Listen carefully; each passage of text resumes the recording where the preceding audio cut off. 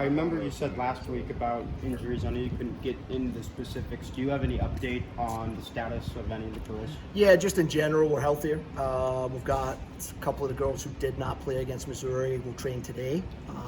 They've been doing some running and just getting back into it.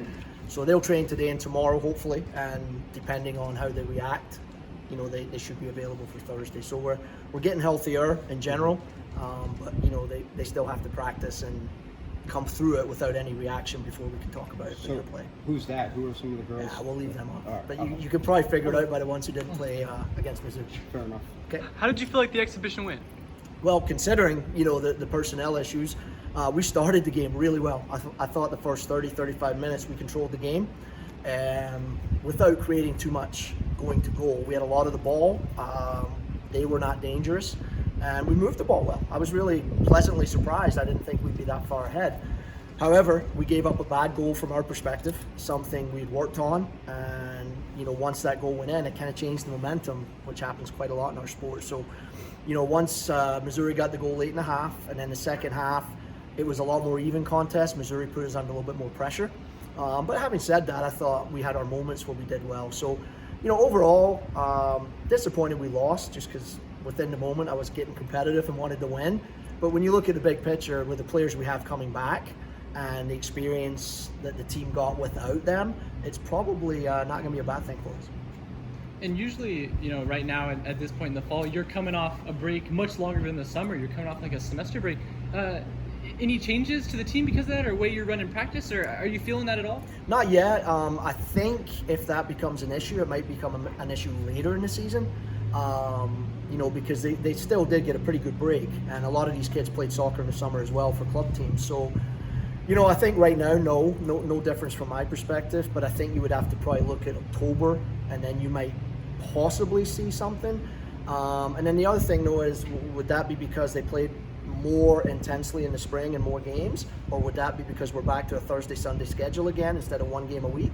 I mean, there's so many different factors. So right now we look pretty good. We're just kind of pushing through, and as we roll into sort of late September, October, that might be something we'd evaluate. Do we tone it down a little bit? Do we cut the practices a little bit? Do we give them an extra day off here and there? We'll just have to play it. How do you anticipate the weekly schedule going with now that, of course you've worked for most of your career with 2 games, but reverting back to that, how do you anticipate it going just day by day? Yeah, I mean, it's going to be interesting. From a coach's standpoint, our substitution pattern changes because it's quite easy, not easy, but it's easier for our kids to play 90 minutes for one game and then have quite a lot of recovery. But when you have to do that twice in a weekend, it's difficult. So you're probably spreading the minutes out a little bit more. So that's where the depth comes in. We have to have more quality players coming off the bench, and that's where some of those reserve players have to step up. So that's one thing. And then the practice schedule changes. We had to adjust last year and figure out what was the right training routine and training tempo to make sure we weren't overtrained or undertrained for the weekend. So we're kind of back into our normal mode, which is Tuesday is a full-on practice, Wednesday's game prep, Thursday game, Friday is recovery, Saturday's game prep again, Sunday game, Monday off, and back into Tuesday. So that's our normal routine. And last year it was kind of difficult for us because we had 2 intense training days because we only had 1 game. You mentioned the team you've got coming back with 9 starters returning. How familiar is this group? Well, they're great. I mean, like I said, against Missouri, we were missing at least 3 of those kids. But when they're all out on the field together, and that's the other unfortunate part, it's not just about getting them back. It's about getting them playing and training together, because the first couple of days of preseason, when all those kids were on the field, we looked great. It was, wow, we're ready to roll. And then, of course, a couple got injured and this and that happened. So not only getting them back, but getting them maybe a week or 2 of training together so that they get familiar again with what we're doing. So, but yeah, when that group are healthy and they're all on the field together, we have a chance to be pretty special. And given how familiar it is, how do you get a team like this to make a jump, to do even better than you did last year, despite the fact that it's largely the same group? Yeah, I mean, you look for improvement, so certainly I think, Webb and Charmaine and Kim and those 5th-year seniors, what you see is what you get. They've just been there, done that, right? But I think Oaks has room to grow. This will be her 4th season with us, but she has room. Allie Jackson has room to grow. Certainly looking for bigger impact from Megan Haynes, Summer Chafin, Cheyenne McClary, Alex Morris. I mean, all these kids that played some last year, you're hoping to see an improvement from those kids, which they should. And then you're also looking for improvement from the newcomers. Not improvement from them, but improving the squad. So the returners, you're right. What you see is what you get. We'd hope maybe they improve a little bit in just little areas that we can help them with. But yeah, the main improvement hopefully is on our depth and some of those reserve players making jumps, which if we're doing our job and they're working hard, they should. You've got a handful of fifth-year players. I'm sure that's similar throughout the country. Do you think the overall level of play around the country is going to be better this year because there are so many? Yeah, I mean, I can speak for the conference, I think, because that's who we're most familiar with. But yeah, to your point, we feel great. We have 4, fifth-year kids back that are all very good players for us. But so does TCU, so does Texas Tech, so does Texas, so does West Virginia. So I think the level within our league is going to be higher than it was last year from that standpoint. So, it's a little misleading. We look better, but you'd probably say most other teams probably do as well. You mentioned newcomers. Do you anticipate any of those freshmen kind of breaking into the lineup? Yeah, I think so. Logan Hausler's done really well up front in those attacking areas for us. Samaya Fury is coming off. She was injured for the last 7 months, so she's not back to where she needs to be yet, but she's shown little flashes in preseason of what she's capable of. So Anna Hurley has come in and should get some pretty good minutes as well. And then Evie Vitale, the goalkeeper, is in the mix to compete for the spot there. So yeah, we expect some of those newcomers to help us. But I think it's fair to say that the success or failure of this season will probably be largely on the shoulders of that returning group. Did you manage the goalies against Missouri, and has anyone separated themselves for Thursday night? Or you Well, make that call? They haven't separated. Ari was unavailable, so our plan going in was for all of them to play 30 minutes. But Ari was unavailable, so Amber played the first 45 and Evie played the second 45. No, there hasn't been really separation to this point. So, we're looking at them this week in training, and come Thursday, we'll see if Ari's available first and foremost. And if she is, we'll make a call and we'll go with one. It may be a split game. It may be a split Thursday, Sunday. We'll just have to kind of play it by ear. But, there's not a whole lot of experience in that group. Amber's got, I think, 5 or 6 games under her belt. But Ari hasn't played a collegiate game yet, and neither's Evie. So it's kind of hard to judge them until you actually throw them into that situation, So we may have to give them all a taste of it before we can make a decision. How does losing maybe that experience or leadership at that spot in particular impact a largely veteran team? Yeah, I mean, it's not great. It's not ideal, right? But, we do have a lot of experience in front of them. So you rely on Allie and Key and Molly and, Kim and who else? Charmaine and Webb. I mean, that's a lot of experience. So their job is to talk the goalkeepers through that, and you hope that the goalkeepers grow into that role. And, there's only one way to gain experience, and that's to play. So we'll probably end up playing all 3 of them at some point here early in the season, and then ideally it's kind of like a quarterback position. Ideally you want one of them to step up and take the job, but if they don't, you may just have to roll week to week and see who's going to give you the best chance to win, really. Coach, earlier Amber was talking about how she felt, even over the summer with Oklahoma City, high balls is something that she felt she's improved. What have you seen from her as a coach? Yeah, I think high balls, Ari and Amber especially, they're not the tallest goalkeepers, so that's an ongoing issue. It's something we'll continue to address, and it needs to continue to improve. They're all working hard at it, but they're a little bit limited physically in that area. Evie has a little bit of an edge there because she's a taller kid, but she still has to go make plays. So yeah, it's an area that we've been addressing in preseason, and clearly watching them training and playing, it still needs to be addressed, and it'll probably be ongoing all season. We'll keep working at it. What makes Grace Yoakum a good leader?